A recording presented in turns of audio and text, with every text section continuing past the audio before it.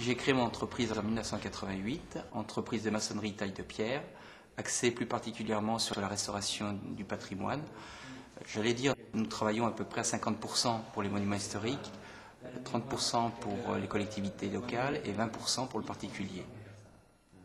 Étant moi-même tailleur de pierre, j'ai toujours tenu à m'encadrer de gens connaissant le métier. Je pense à mes conducteurs de travaux, à mes maîtreurs, bien sûr mes chefs de chantier, mais avant de mener, de suivre, ils ont tous eu une expérience d'homme de métier.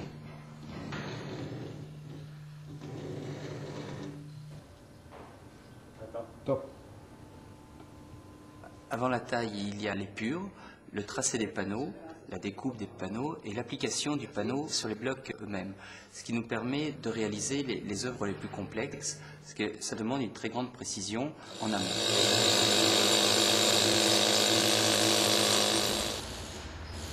Vous voyez bien ça?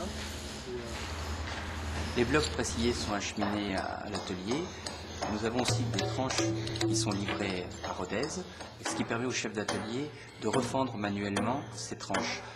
L'intérêt, c'est de pouvoir conserver un geste ancestral tout en gardant un savoir-faire, une certaine économie. Bien au contraire, on ne perd pas de temps et on perpétue ce savoir-faire qui est très important. C'est grâce à l'enthousiasme des femmes et hommes de métier qui constituent notre équipe, au respect des bâtiments, à l'attachement aux matériaux, que l'entreprise, depuis plus de 15 ans, perpétue un savoir-faire de qualité.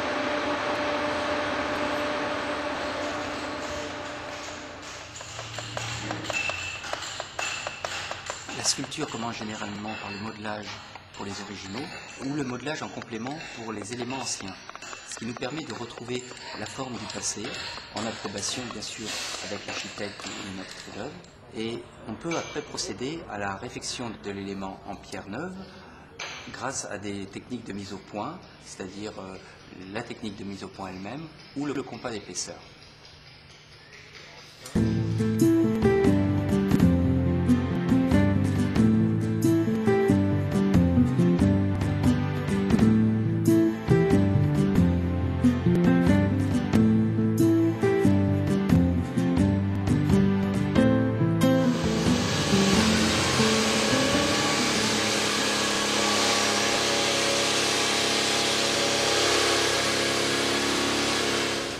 C'est bon.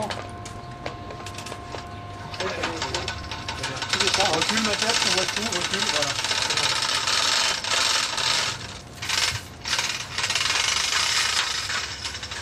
Là, c'est pareil.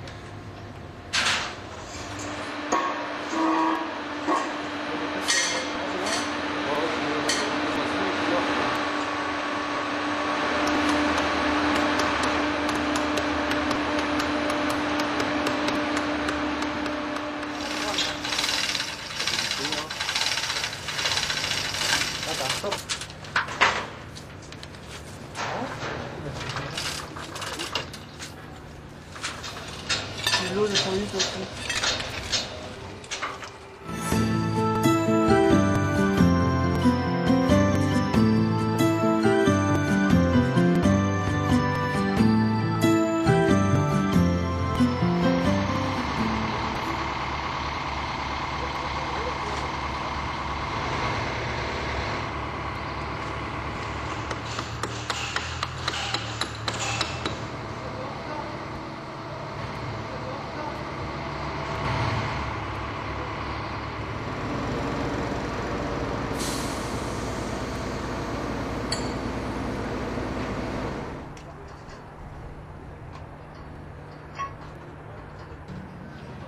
Monte un peu le crochet, et puis après on va démater. Monte un peu le crochet.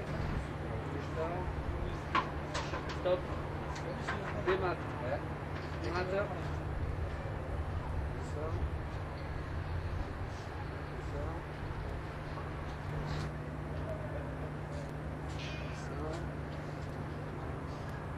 Descends. Stop. Stop. Ouais, c'est ça.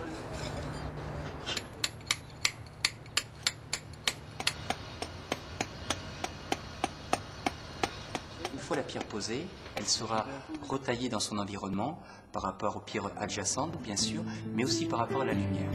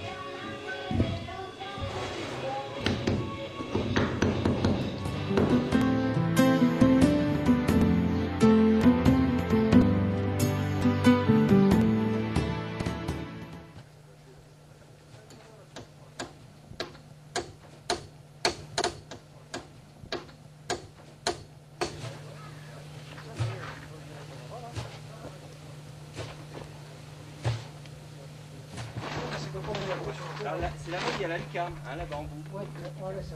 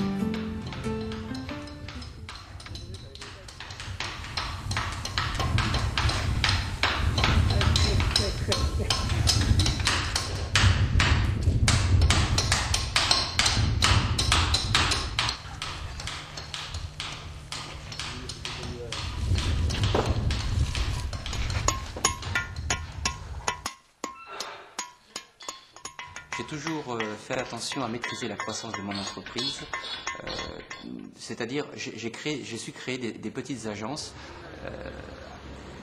J'ai créé ces petites agences pour pouvoir avoir une proximité près des gens, c'est-à-dire on a des petites structures qui peuvent répondre ponctuellement et puis qui gardent toujours ce caractère pratiquement artisanal, un certain savoir-faire localement qui est très présent. Et puis l'autre intérêt d'être géré par une entreprise de plus de 50 avec toute l'infrastructure que cela comporte. Je pense à Narbonne, plus exactement qu'à Capestan, sous la direction de Guillaume Champion. Ils sont donc une quinzaine actuellement. Et récemment, j'ai créé dans le Gers une autre succursale sous la direction de Pascal Carocab, où ils sont 7 actuellement. Notre champ d'action est essentiellement Midi-Pyrénées, Languedoc-Roussillon et l'Auvergne. Vous la posez pas? J'ai repris en 1998 les ateliers Carrière de Molière, entreprise située près de Carmaux, dans le Tarn. C'est une entreprise essentiellement de débit de pierre, qui a donc plusieurs carrières aussi. Débit de pierre, je pense aux produits finis. On fait essentiellement du dallage, du pavé, du pré-débit. Beaucoup de pré-débit pour la SA Vermorel. C'est ce qui est aussi un atout pour mon entreprise première, c'est d'avoir mes blocs sciés, de pouvoir les choisir en carrière, nos blocs, de pouvoir prédébiter à l'atelier des blocs aux codes précises.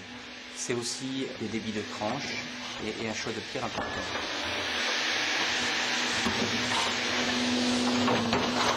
L'intérêt d'avoir nos carrières, c'est de pouvoir avoir le choix de nos pierres, que ce soit dans la granulométrie, que ce soit dans la couleur de la pierre, du grès ou du calcaire. C'est aussi un intérêt important pour l'entreprise Vermorel.